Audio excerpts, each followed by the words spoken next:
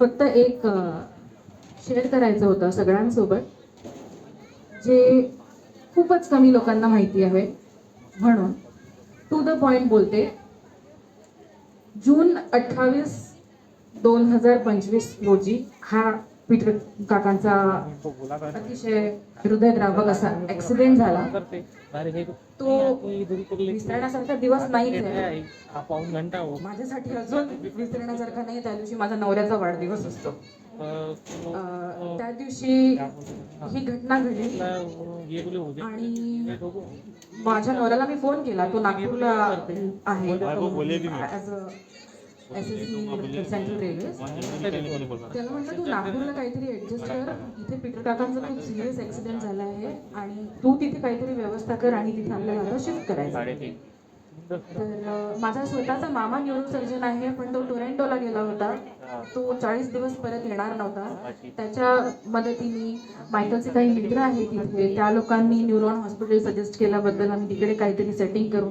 अगदी same time त्यांना इथून प्रायमरी केअर देऊन मोठे बाबा होते आणि सुभाषदादांनी मोठ्या बाबांनी त्यांना सेवाग्रामला आणल्यावर लगेच एकदम फटाफट ट्रीटमेंट्स आम्ही सुरू केला. प्रायमरी केअर दिल्यानंतर न्यूरॉन हॉस्पिटलमध्ये नेलं. तेव्हा त्यांचं तेच म्हणणं होतं की तुम्हाला जे करायचंय ते ह्याच 1-2 दिवसामध्ये करा. मायकलला बोलवून त्याला जे काही त्यांचे पासवर्ड्स वगैरे सांगायचे होते ते सांगितले आणि मला म्हणे तू डॉक्टर आहे, तू ही गोष्ट समजू शकते. जॉन मोठ्या बाबाला आणि मायकलला समजावून सांग की मला स्पायनल इंजुरी झाली आहे आणि आता मी काही जगू शकत नाही. आणि त्यांनी हे मला सांगितल्यावर मला हे पॉसिबल नव्हतं मोठ्या बाबांना आणि मायकलला सांगायला की हे असं चित्र आहे. पण सगळं तुम्ही ओळखता, doctor Jaju is a very renowned surgeon in Wardha. Doctor Babulkar neurosurgeon in Nagpur. Doctor Pathmode sir न्यूरॉनचे. सगळ्यांनी पीटर बाबाचा फर्स्ट डेचा MRI बघितल्यावर सगळ्यांना सांगितलं की 72 तासाच्या वर आम्ही यांची गॅरंटी घेत नाही, बेटर आहे तुम्ही त्यांना घरी न्या. पण कोणाची इच्छा त्यांना घरी न्यायची नव्हती, कारण जिथे पॉसिबिलिटी 1% जरी आहे तिथे आपण नेऊन बेस्ट ऑफ बेस्ट ट्रीटमेंट त्यांना ऑफर करायचं सगळ्यांचं ठरलेलं होतं. बिलकुल म्हणजे अगदी US ला पण नेण्याचं ठरलं होतं, कारण माझा मामा टोरंटोला होता. तर ते ऑल वेळले आपण एअरलिफ्ट करू, काहीतरी करू, US ला नेऊ, पण तू आधी समोरचं सांग की आपल्याला करायचं काय. बिईंग इन मेडिकल स्ट्रीम मला जे जे शक्य होतं ते मी सगळं त्यांना सांगितलं. आम्ही जवळपास 9 न्यूरोसर्जन्सला सगळे पीटर बाबाचे डॉक्युमेंट्स दाखवले आणि काय म्हणतात त्याला मेडिकल सायन्सच्या सोप्या भाषेत 72 तासांच्या वरती कोणीच त्यांची शाश्वती दिलेली नव्हती. 72 तास झाल्यानंतर पीटर बाबा म्हणाले की तुमच्या मताने झालं असेल तर आता मला घरी न्या आणि मला घरी ट्रीटमेंट करू द्या. त्यांच्या मनाच्या साठी आम्ही त्यांना घरी आणलं. त्यांना पूर्ण समजावून सांगितलं की डॉक्टरांनी काय काय सांगितलं आहे. त्याच्यानंतर ते स्वतः विलिंगली रेडी झाले ट्रीटमेंट करण्यासाठी.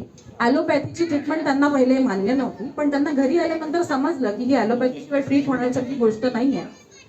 आणि आता सुषमाता जसं बोलल्या की पीटर बाबा 120 वर्ष जगू शकले असते, हे कुठलाच डॉक्टर अमान्य करणार नाही. कारण ही जी म्हणजे ही पण गोष्ट मला तुम्हाला सांगायला हरकत नाही की पीटर बाबांवरती पेपर्स निघतात 3 फ्रॉम न्यूरॉन हॉस्पिटल. हे मॅजिक आहे.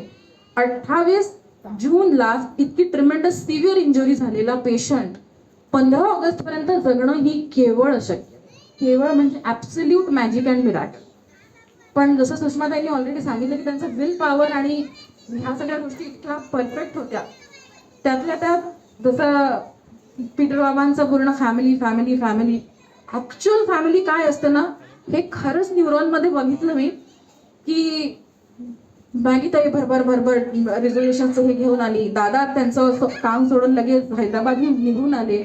मायकलचे फ्रेंड्स सगळे अवेलेबल होते तिथे, जस्ट कॉल. जोपर्यंत सगळे फॅमिली मेंबर्स, आम्ही फ्रेंड्स लोक काय करू शकतो ना, मॅक्सिमम जुळवाजुळव करून देऊ शकतो. जी काही डिसिजन्स आहेत ते मोठे बाबा घेणार होते आणि मायकल आणि ताई लोक, दादा लोक.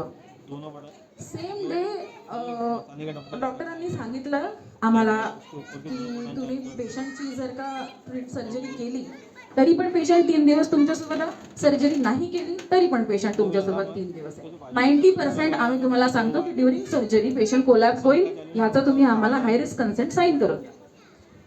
हे लोक सगळ्या गोष्टींसाठी तयार होते. हे लोक मला वाटतं मार्समध्ये पण गेले असते जर ट्रीटमेंट करणं शक्य असतं तिथे तर.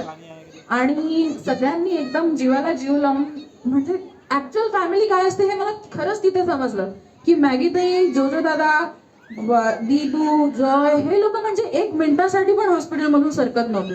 मोठे बाबा मोठ्यांची पण त्यांना हेल्थ मेंटेन ठेवायसाठी त्यांनाही पण गाळून गाळून ते सांगायचे, पण डिसिजन सगळे मोठ्या बाबांना सांगितल्याशिवाय काही त्यांनी घेतले नाही.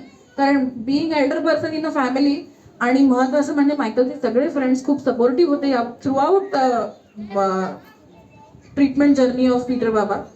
आणि पीटर बाबांना ह्या गोष्टी माहिती होत्या. मी माझ्या फॅमिलीला घेऊन जेव्हा इथे आली होती तेव्हा माझं बाळ 5 महिन्याचं होतं.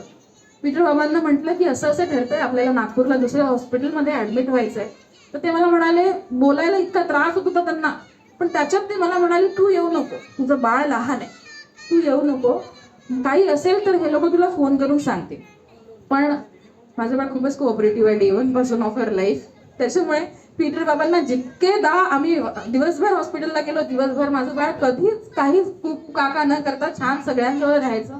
आम्ही पीटर बाबांजवळ जितक्यांदा गेलो, पीटर बाबा सगळ्या ह्या फॅमिलीच्या मोहात होते पूर्णपणे. त्यांना माहित होते की त्यांची इतकी टू द एकदम बेस्ट लेवल केअर घेतली जात आहे.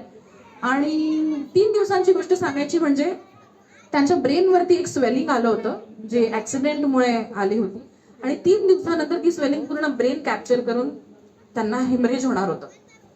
आणि ते का नाही झालं इसके लिए तर मतलब भगवान मानिके, माहित नाही का नाही झालं. पण 3 दिवसांची गोष्ट इतके 3 महिन्यापर्यंत कशी काय पुढे, 3 महिने म्हणजे 3रा महिना, जून मध्ये ऍक्सिडेंट, जुलै मध्ये पूर्ण ट्रीटमेंट, आणि हाफ ऑफ द ऑगस्ट पूर्ण निघून गेला. आणि खूपच महत्वाची गोष्ट इथे मला सांगावीशी वाटते. 14 तारखेचा सोनूताईचा बर्थडे असतो. ती मला म्हणायची की माझा रात्रीचा जन्म असल्यामुळे पीटर बाबा मला नेहमी रात्री फोन करून विश करायचे. त्या दिवशी ते व्हेंटिलेटर आणि ह्याच्या त्याच्या असल्यामुळे ते आउट ऑफ कॉन्शियस होते. ती जाऊन भेटली त्यांना, आणि ती भेटल्यानंतर पीटर बाबांच्या तब्येतीमध्ये 3% 4% थोडीफार सुधारणा होती. कदाचित ती त्या दिवसापुरती असेल. आणि अगदी रात्री बरोबर 12:05 पीटर बाबा हळूहळू कोलॅप्स होत गेले आणि एंड टाइम वरती आले होते. हे सगळ्यांना आम्हाला लक्षात येत होतं डॉक्टरांच्या पूर्ण कन्व्हर्सेशन वरून. पण पीटर बाबा त्यांनी नाही गेले, ना त्यांच्या ऍक्सिडेंटमुळे गेले, ना त्यांच्या ट्रीटमेंटने गेले, ना त्यांना कशाने गेला. त्यांना खूपच मेजर सिव्हिअर कार्डियक अरेस्ट आला 12:10 15 ऑगस्टच्या रात्री.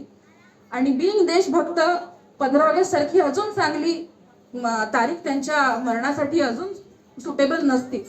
म्हणून मला असं वाटतंय की 15 ऑगस्ट हा दिवस आपण सेलिब्रेट केला पाहिजे त्यांच्या मेमरीजमध्ये. आणि त्यांना प्रत्येक 15 ऑगस्टला असंच फॅमिली गॅदरिंग घेऊन त्यांना आठवणीत केलं पाहिजे. सगळ्या फॅमिली मेंबर्सचे आणि सगळ्या फ्रेंड्स लोकांचे परत एकदा थँक्यू, जे ड्युरिंग द ट्रीटमेंट खूपच कामात आले. आणि अशाच वेळेस मदतीस आलेले लोक आपल्याला कायम लक्षात असतात, कायम. आणि अशाच पद्धतीचे सगळे छान छान लोक अवतीभोवती असणारे लोक सगळ्यांच्या लाईफमध्ये राहो, म्हणजे सगळ्यांच्या नशिबात 3 दिवस जगणारे पीटर बाबा आपण जास्तीत जास्त दिवस जगवू शकलो पाहिजे आणि आपली लाईफ अजून समृद्ध करू शकतो. Thank you so much.